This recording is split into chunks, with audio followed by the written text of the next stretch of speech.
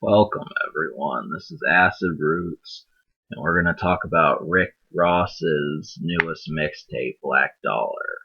So, when you look at this mixtape, it almost feels like a half album. Pretty much would be like it's a very good placeholder until we get some more work from Rick Ross. Now, he's had a penchant for this since 2012 at least, and I really felt as if Rich Forever might as well have been an official project from Rick Ross just because it was gleaming with quality. If you want to know what I thought, take a look. I do like to do Rick Ross mixtapes. So, um, this record, it's a little bit, it's different just because I feel as if Rick Ross is kind of in a different place than he was 3 years ago. And, plenty has happened, like just a few things. He's made more money. He's watched Meek Mill and Wale really blow up. He's continued his Maybach music empire, and really his name has just become more synonymous with commercial rap. So just needless to say, the fortune has rolled in. He's, people are starting to know who he is outside of just rap. It feels like he's also had, he associates with Diddy, he associates with Birdman, he associates with a few other cats. You're just gonna find that sort of thing on.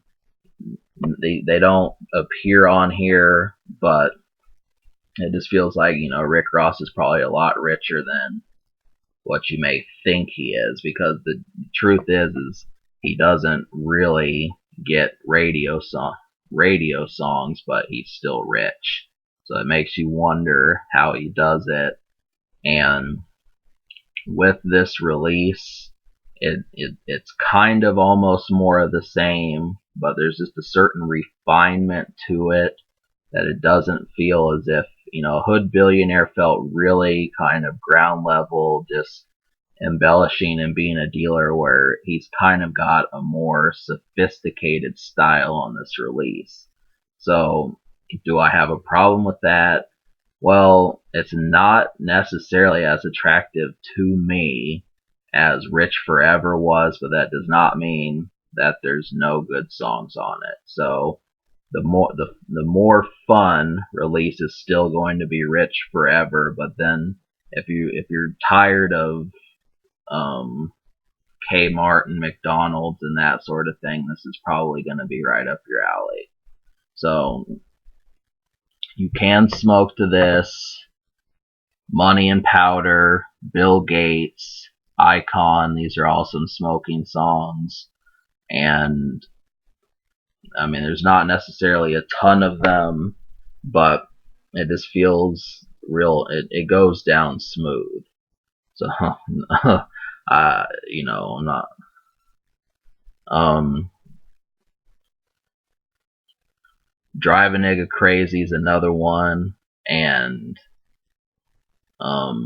Turn You Back is kind of one. But the production, now this is kind of where things go. It's got some more mellow songs, but it's also got some rougher songs. I was kind of looking for some songs similar to, I think it was called King of Diamonds off of Rich Forever. It's some real gnarled up records that we heard on Self Made Volume 1 and that sort of thing. But I think one that's close to that is Icon, and Drive a Nigga Crazy and Turn You Back are some of the more gnarled up ones. But it's really, I feel like Rick Ross is kind of kicking his feet up a bit. But the unheard songs, there are 17 songs on this record, and I liked 7 of them plus 2 almost songs.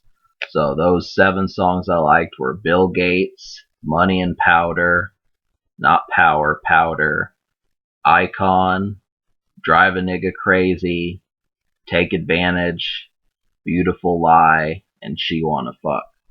Those are the 7 ones. Now, if you notice, most of these are just kind of records where I was really wanting it to come alive, but it just it's a style that's a little bit harder for me to describe as to what it is. I did it somewhat in the beginning of this review, but you're just gonna have to take my word that this is a different approach somewhat. So, but the two Almost songs were Turn You Back. This one, I liked it, but I'm still kind of on the fence about it. And the other one was Foreclosures, which I was hoping that the beat would have went through the entire song, but I may end up just liking it anyways. So this is another surprise hit, obviously, but a few of the numbers I didn't really like were Bel Air and World's Finest with Meek Mill and Money Dance with the Dream and Gigi Liberace. I don't know how to say that. The Liberace song. Some of these, they had good title names, but they didn't really fit the record. Mainly it was just because I guess the production happened to be a little bit, I mean, yeah, this is, I guess it does fit into the overall picture, but, it just lacks the soul and life of something that we could really use. So I guess it's just like Rick Rock's attempts at the fancy life, and it's just not as interesting. But so I do recommend this release, despite that I only like 7 out of 17. And if it was 9 out of 17, I'd say a little bit more. But the two Almost songs are going to really help with what we're doing. So I will give this album a 5 out of 10. That's what I'm going to give it.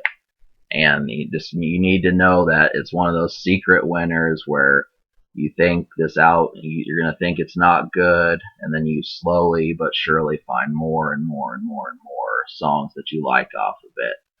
I'm kind of thinking that this is a slow burn type release, and I'll give it credit, but I liked about half the album. So the future, this is September 2015, so this is right this month that he dropped it. Social score, I will give it a 6 social, just because Rick Ross is really up on things, but didn't really have anything to anchor him down. Meek Mill's on here, Wale's on here, Future's on here, but didn't really have a huge song like the Drake song and French Montana. Those just trending dudes that could carry this release. It was lacking that. So, but it's still vintage Rick Ross, but it just is not important Rick Ross. There's a word for it I can't capture. But okay, so can it be top? Yes, it can. But this is still good appetizer for waiting for the next Rick Ross, and it should last you most of the fall. Subscribe for more fun. I give this album a 5 out of 10 and a 6 social.